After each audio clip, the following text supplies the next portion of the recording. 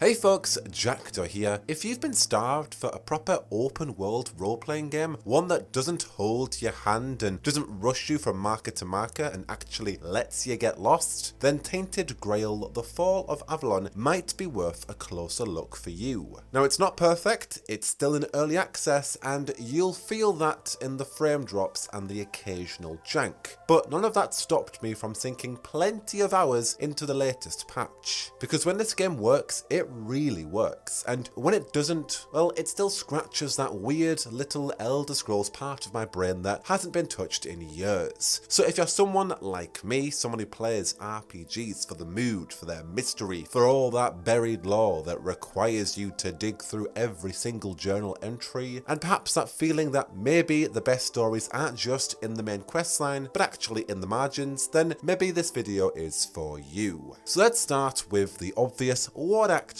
is Tainted Grail, The Fall of Avalon? Well, it's a first-person, single-player RPG rooted in the ashes of Arthurian myth. And I do mean ashes. This isn't knights and dragons in shining plate running across the land of Camelot. This is King Arthur centuries dead, Merlin seemingly long gone, and the world left behind, crawling with rot, resentment, and weird dreamlike warped fog, literally called the Weirdness. The menhirs, these massive stone obelisks powered by ritual magic, used to hold the weirdness back. But they're flickering now, falling, and things are creeping out of the cracks. Of course, as you'd expect, you are dropped right into the middle of this without much ceremony. Now, character creation is bare bones, just male or female human, which I get it when playing other RPGs in this style, this does feel quite limiting, but it does fit the overall narrative. You're not a legend, you're not a prophesized hero or a dragonborn coming from ages of legacy. You're just a vessel for something you barely understand, and that eerie sense of anonymity really works in this game's favour. So yeah, there's no grand prophecy forcing you into place, just a slow, inevitable slide into something cursed that happens in the prologue. My first character was a female battle mage I named Yen. Sword in one hand, fire magic in the other. Not subtle, but of course very satisfying. The combat system, which used to feel like you were flailing through soup, has had a proper overhaul in patch 0.9. You've got directional swings, charged spellcasts, stagger and weak point mechanics. It finally feels like it has some teeth. The fireball spell alone is split between a quick tap for a burst of damage or a long press that then turns it into a flaming mortar that explodes on impact. And so if you are anything like me, one who is partial to glass cannon builds with a bit of dramatic flair, you'll feel right at home lighting up cursed undead from across the map. Of course, failing that, you do have the option of a variety of other weapon and class styles, and if that doesn't suit you, well, you do have the option to, of course, stealth archer it like 99% of Skyrim builds. But combat is only one part of it. The real star of this game is the atmosphere. Tainted Grail really wants you to wonder, to worry, to peer into every choked ruin and wonder what happened there, and what might still actually be watching. The weirdness is also a genuine mechanic. It creeps in as you explore, distorting reality. The deeper you go, the more strange everything becomes, and you'll swear the trees are in different places every time you turn around. Right, just a quick pause before we delve even further into the weird, but I've officially partnered with Apex Gaming PCs,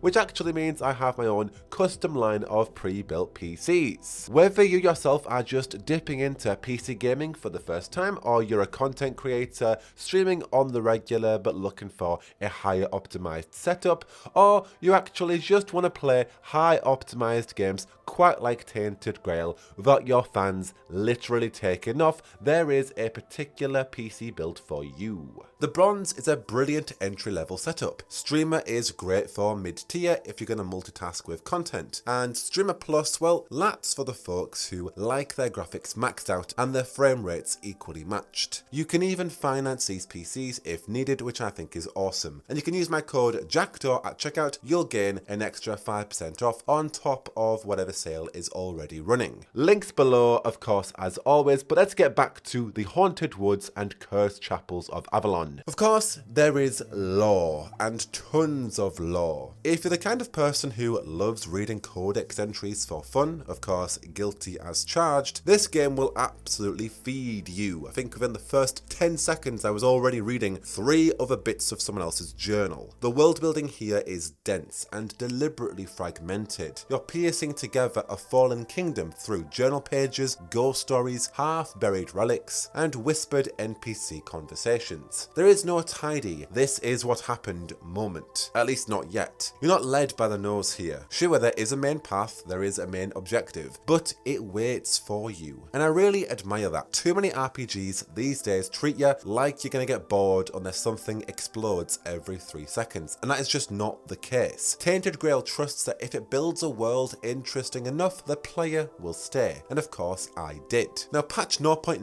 subtitled The Once and Future King, gives access to the prologue and Act 1, which is roughly 20 hours of content, think akin to Baldur's Gate 3. With this latest patch that I've had a go at, it's not just new quests or enemies, though there are plenty of those. This one's been more about the refinement. Animations are smoother than before, enemy behaviour is sharper, spellcasting feels more tactile, and there's a real sense of confidence behind how the game paces itself now. Now, like I said at the start, there are still bugs, frame drops, texture pop-ins, the occasional good old T-pose of doom, but the improvements are real. I've seen across threads, if you have played previous patches, you are going to immediately feel the difference. If you haven't, well, this is the one to start with. However, the full 1.0 release is currently slated for Q2 this year, which is really not that far. So if you are on the fence about this game, you won't be waiting long at all to experience it in full. Okay, let's talk about exploration, because this is where the Elder Scrolls comparisons really start to make so much sense. Remember how in Oblivion or Morrowind, you'd stumble upon some old ruin in the middle of nowhere and spend the next 40 minutes just down a rabbit hole of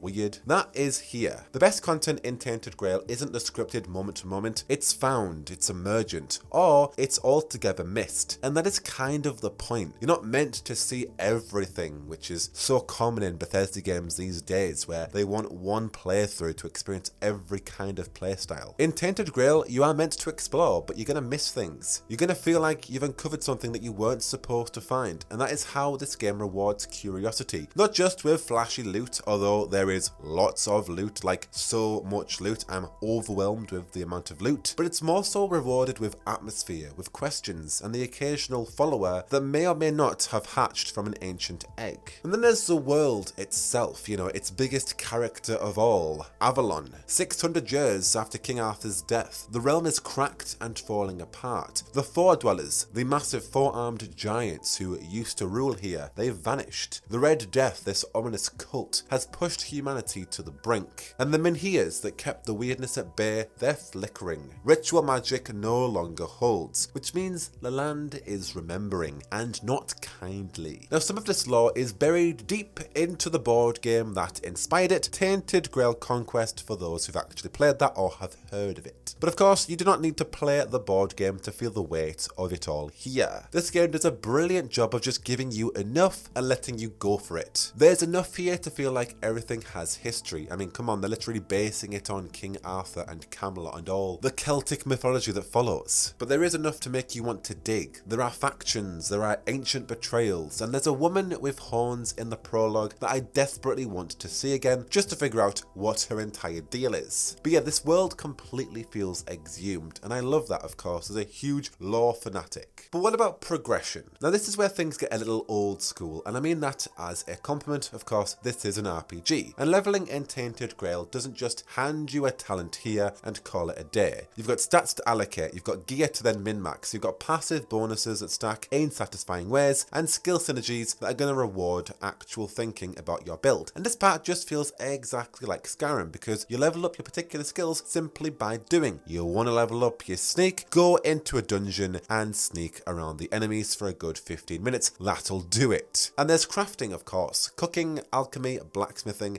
and each of them matter. Food buffs are helpful for quick health boosts into the weird. It all keeps you engaged, and it makes you think twice before rushing into a fight half prepped. Which brings us to difficulty. You will die, especially if you are playing on the higher settings. But the game never feels unfair. Most of my deaths came from pushing myself a bit too far into cursed territory without the actual supplies, or just underestimating an enemy type. But just like Dark Souls, every death felt like a lesson. And on lower difficulties, this becomes more of a relaxed, enjoyable, atmospheric RPG where you can just soak in at your own pace. The choice, of course, is yours. Now I must repeat, this is still in early access, though not for too long. You're going to see cracks if you pick it up today, but even with the jank, the core loop is strong enough that I have just kept playing, kept wandering and kept wondering. And that's really what Tainted Grail gets so right, you know, capturing that magic and essence of wondering, of mystery, and putting it into a bottle and giving it to each of us. The music's mournful, the visuals are painterly, though not hyper-realistic. The fog doesn't lift entirely. It's all designed to kind of make you feel a bit off. And that's exactly what I think a grim RPG like this should do. So final thoughts. If you're someone who wants your RPGs clean, cinematic, bug-free, and frictionless, then this probably isn't the one, at least not yet. Maybe wait until full release and see what it's like then. But if you're a fan of atmosphere, if you've played the Elder Scrolls games, you can handle a bit of stuttering, a bit of the odd bug here and there. If you love mystery and combat that is satisfying, and a world that doesn't actually need you but dares you to care anyway, and perhaps you're into Celtic mythology and you've got the bug for reading deep into lore entries and journals and what have you, then I think Tainted Grail might just be the dark fantasy RPG you have been waiting for. I've seen a lot of bold claims on the forums already saying that people think that this is the avowed that game should have been. In my opinion, so far, it's not perfect, but it certainly is fascinating, and I'm looking forward to playing this all in full when the game does come out in Q2. But let me know in the comments, what's your opinion on Tainted Grail? Have you played it? Are you going to hold out for 1.1? Is this your type of fantasy RPG? Have you heard of this game before? Interested in it now? Let me know all of your thoughts down below based on my initial experiences with this game. Of course, for the latest on similar fantasy RPGs just like this one, you are in the right place. I've been Jackdaw, and I will see you in the next one. But until then, I should go. Whoa, whoa, whoa, whoa, whoa, whoa, whoa.